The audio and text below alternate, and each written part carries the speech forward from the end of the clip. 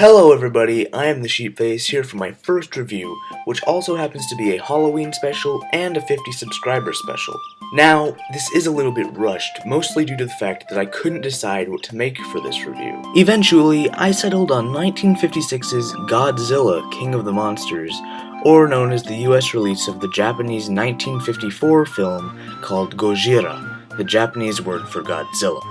Now, this review will probably be longer than most of my other reviews, solely because of the fact that I am really just now starting what I hope to be a long and successful era of me doing videos here on YouTube. So, bear with me if it isn't perfect.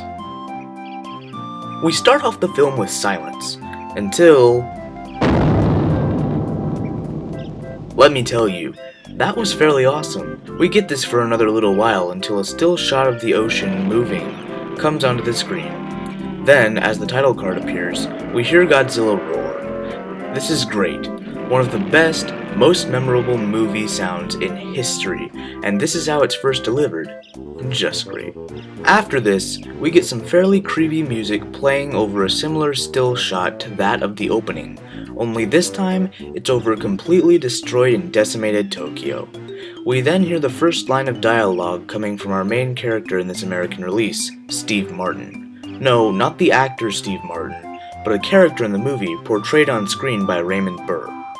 I'm sorry, that might have sounded like I was copying Cinemassacre from Godzillathon, but I'm not. Burr is awesome in this film, and I love that he's in it, but his main purpose is to narrate. I do like the narration, but it's a little overdone, I think. He tells us that this is Tokyo, a now complete ghost town due to a horror beyond imagination. They then cut to a scene where they show people in a hospital, an overflowing hospital. We see some fairly disturbing images here, and find that Steve was brought here, and that someone he knows is working as a temporary nurse, as all who aren't wounded do. They talk for a minute before Steve starts to go into the story of what happened, why they're in there. He tells us that while he was en route to Cairo for a job assignment, he's a reporter, he was stopping off in Tokyo to visit an old friend, an old colleague of his, a scientist named Dr. Serizawa, who apparently was getting recognition in the East for his odd experiments. Okay, whatever. At least he isn't Dr. Frankenstein. But Steve goes on to tell us about what he didn't know at the time, what was going on under the plane on the surface of the ocean. We see a small boat, or a crew boat I guess, and the sailors are on deck playing music and having a good time. Everything seems to be great, but then we see the ocean start to bubble around them and turn white, and white hot as well. We hear a roar, which we of course know to belong to Godzilla. The boat gets attacked, but we never see the creature, just the destruction it's caused. This begins the build-up to the eventual reveal of the creature, but I digress. Then, Steve arrives in Tokyo at the airport, where he is asked to come into the security office to answer some questions about his flight. He politely says, "Of course," and is taken in for questioning. But let me say, it's hysterical how casually the officer asks Steve to come with him, like he doesn't even care. He's just like, "Hey, can you come with me to the security office maybe?" "Of course." It's comedy in a film that is on the opposite side of filmography from any comedy film. When Steve is taken in for questioning, he is asked if he noticed anything strange on his flight, and he replies he doesn't recall anything strange. He tells the security officer, Tomo, that he is a reporter from the Chicago-based news studio United World News. When Tomo sees this, he says, "I don't know, Mr. Martin."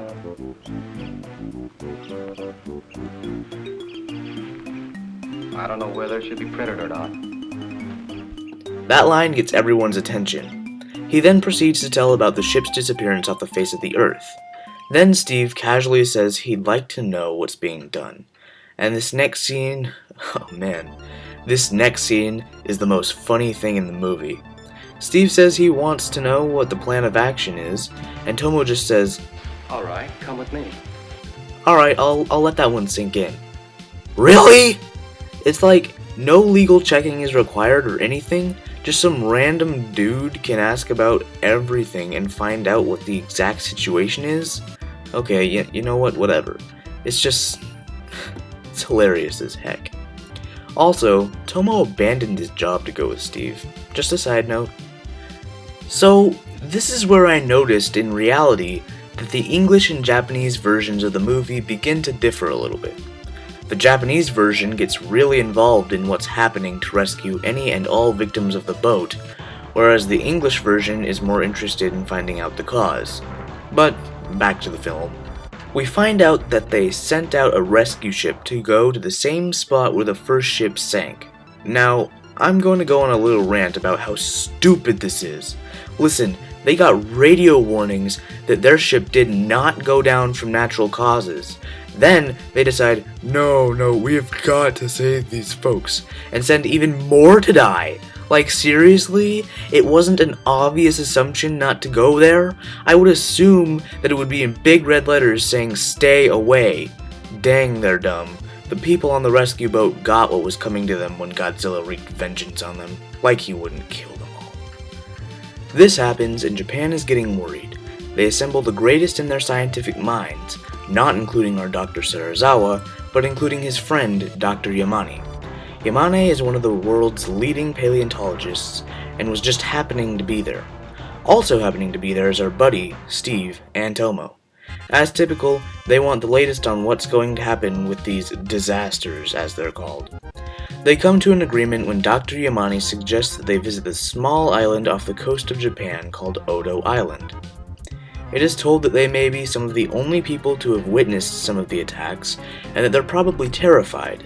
Now, before we go to Odo, I just want to state how darn convenient it is that there just happens to be a group of islanders there that already seem to know about our monster, and all that. But I digress, and I don't really care at all because it is imaginable, and I freaking love the island scenes because I like the tropics, so it's all good in my book. Steve then goes outside in the hallway to see Yamane. They already know each other through Serizawa, so there isn't much introduction. Steve asks if he can go to Odo on an expedition with Yamane and co. He tells Yamane that the security officer, presumably meaning Tomo, has cleared it and all he needs is Yamane's permission. Yamane says yes, and then they go onto the helicopter to get there.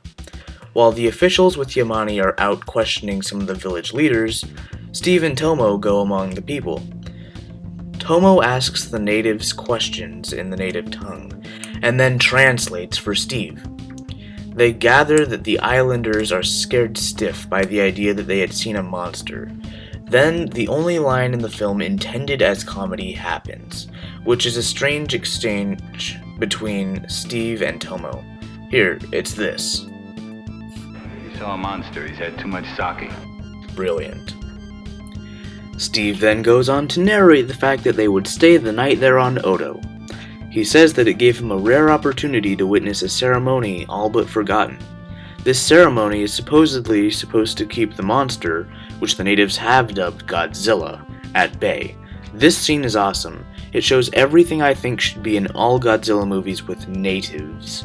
It's just awesome and very atmospheric. So, they sleep there, and a storm comes along with, Godzilla.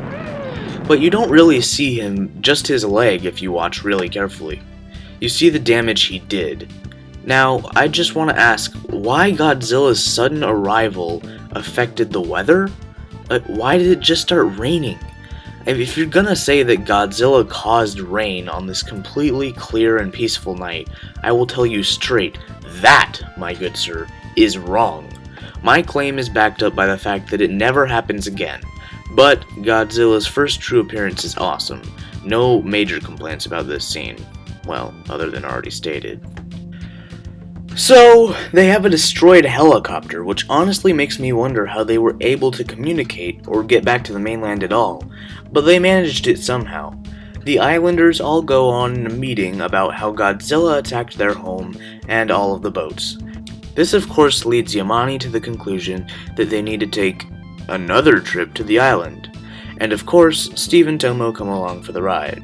When they get back this time, they actually decide to go by boat. For obvious reasons, this is terrible.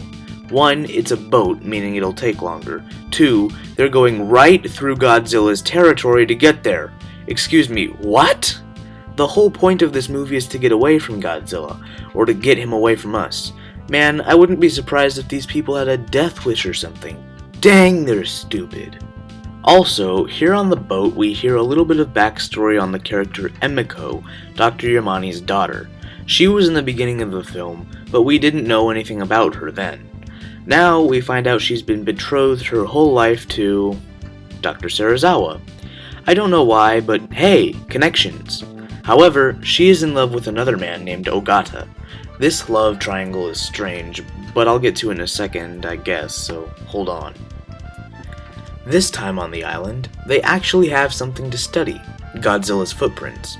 Now, I'm sure that they would be extra cautious, not knowing anything about this creature, right? Right? Nope. They go in completely dressed all normal and stuff, no caution presumed. Even when they find out that the freaking footsteps are radioactive.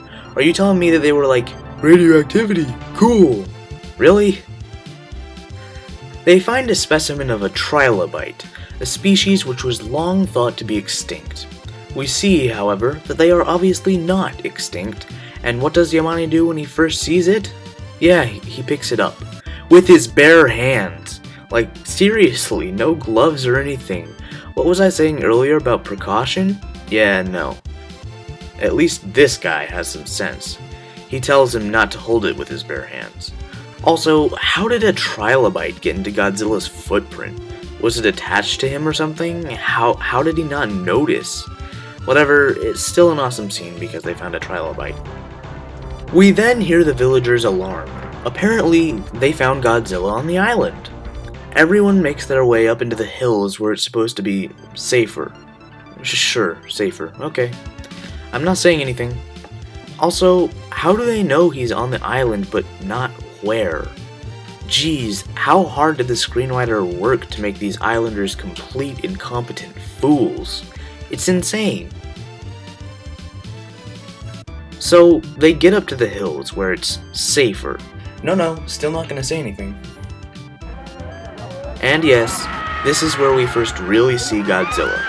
Now, I'm just going to mention, we still haven't seen his whole body, only his head.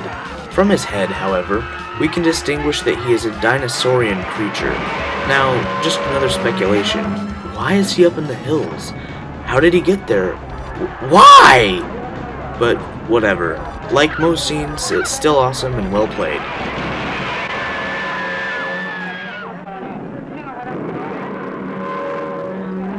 So, Godzilla goes back to the ocean.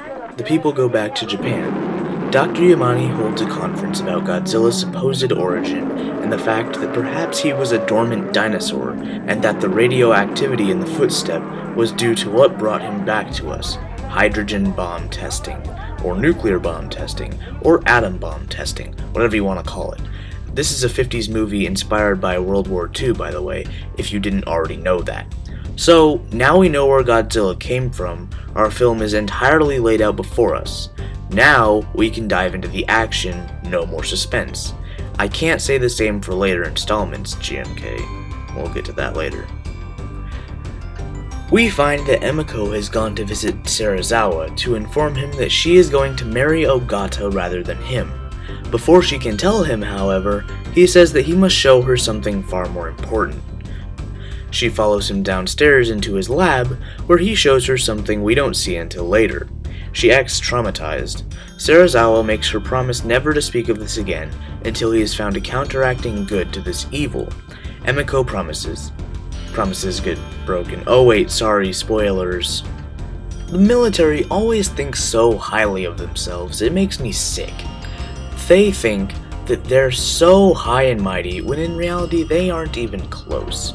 They decide to use depth bombs on Godzilla to kill him. They use the depth bombs, to Dr. Yamani's dismay, although I might add that it's never clear if Godzilla died or not. From this point forward, think of any Roland Emmerich film you've ever seen. Remember how they always thought that they had killed something before they actually checked to see if it was done? Yeah, well, in all those films, they're pulling a Godzilla on us, because Japan goes out and literally parties. They're so sure that Godzilla is gone, they go and party on the bay even. This is when things get crazy. Some people who were out partying on the bay watched Godzilla come out of the water and then submerge himself again. It puts all the fear back into the heart of Japan with a little extra thrown in. The military, of course, gets there fast, doing the best job I've seen the military do in a film for a long time. Kudos to them for getting their rears in gear.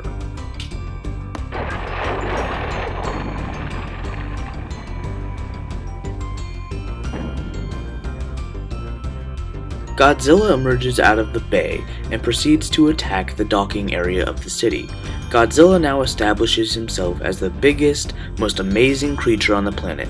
Truly, he is the king of the monsters, giving humanity what we've deserved for so long and avoided. Justice. Godzilla's short second attack, if we're counting Odo Island as the first one, ends before you can fathom. He just wreaks havoc in the docking section of the city and is out of there. We don't know why, but it was sure good for the people of Tokyo. It's almost like he was warning us what we were about to get, the impending doom he would inevitably cause us. Regardless of why he left the attack in the dust, he did. This gave Tokyo more time to come up with a defense strategy, and they held a conference. They decided to use one last-ditch attempt to stop Godzilla from entering the city, if nothing else. They had put up high wire towers all around the city, the wires full of 3,000 volts of electricity. To get into Tokyo, Godzilla would have to go through that. Tomo tells Steve all this, and then Tomo leaves, saying he must go back to his post. Finally, he remembered his job. That is, if he still has one. I only make note of this because it's the last time we ever see Tomo. We don't know whatever happened to him or anything. We can only hope. At nightfall, everyone in Tokyo is on a watch-and-wait basis. Godzilla is sure to come, and, according to Steve Martin, the wait is quite a short one. Godzilla comes into the city, with Steve recording everything that happens on an audio tape for his boss back home to use in the news. Godzilla's most true raid of the film is amazing, and goes on for quite some time. If you don't have much time, skip this part. Trust me. Eventually, Godzilla gets to Steve's building and destroys it. Would you expect anything less? How else do you think Steve got into the hospital at the beginning of the film? Steve Martin signing off from Tokyo, Japan.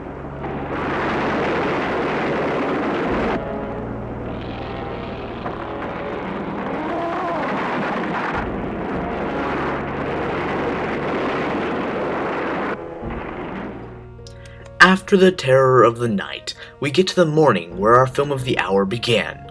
Steve is being visited by Emiko and Ogata, where they talk about the new strategy that should develop. Emiko says that nothing new will develop unless... well, yeah. She reveals Serizawa's secret to them, and they urge her to go to the doctor and get it to use to kill Godzilla. She and Ogata set off to the house to get it from him. Serizawa initially refuses and starts to hide his work, but this results in physical conflict between the doctor and Ogata suffers a head wound. Serizawa explains that he cannot allow the oxygen destroyer to be used. Ogata said that if it isn't used, millions more will die.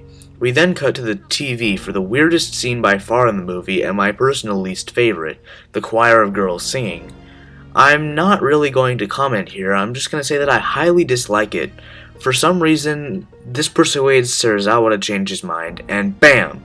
They have full use of the oxygen destroyer. Serizawa then proceeds to burn all of his research so that it can never be used again. We then cut to the final act of the film, where Serizawa and Ogata are deployed to, well, deploy the weapon at the bottom of Tokyo Harbor.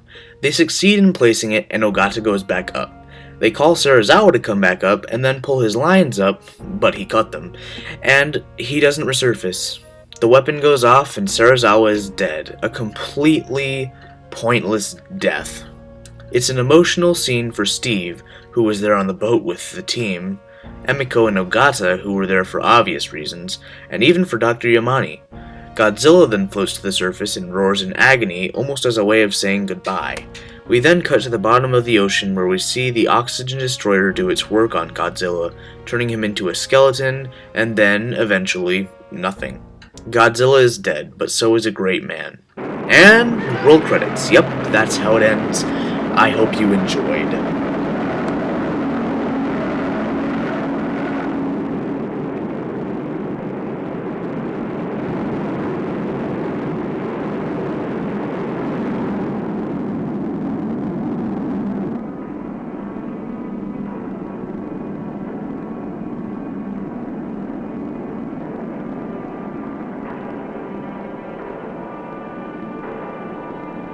Well, that was Godzilla, considered by many, if not almost everyone, as the Big G's best moment.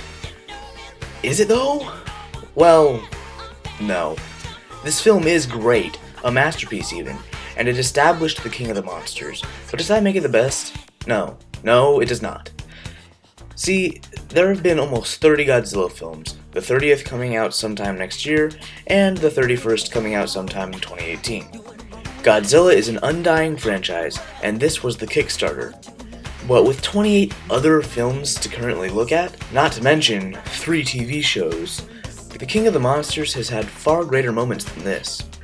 Also, there are quite a bit of problems with this movie. Heck, maybe even the same amount of problems as good things? I don't know. But does it hold up? Absolutely, yes it does. Even if it isn't the best, it's still great. This is where it all started. So, if you're looking to give the franchise a go, watch this film. If you're just sort of watching this video, perhaps consider it. If you do watch it, remember, it's a timeless classic. This movie is one of the best classics in my opinion. I hope you can enjoy it for what it is too. Well everyone, thanks for watching. I hope you enjoyed this video. If you did, be sure to hit that thumbs up button down below, and if you haven't already, subscribe to be notified when I come out with new and far better content. For those of you who have been here from the start, be notified that there is now a new upload schedule, but that can be addressed in its own video. 3 videos a month, that's all you need to know at the moment. Anyway, this is getting awkward, so I'm gonna head out. Again, thank you all so much for watching. The support means everything to me. See y'all next time.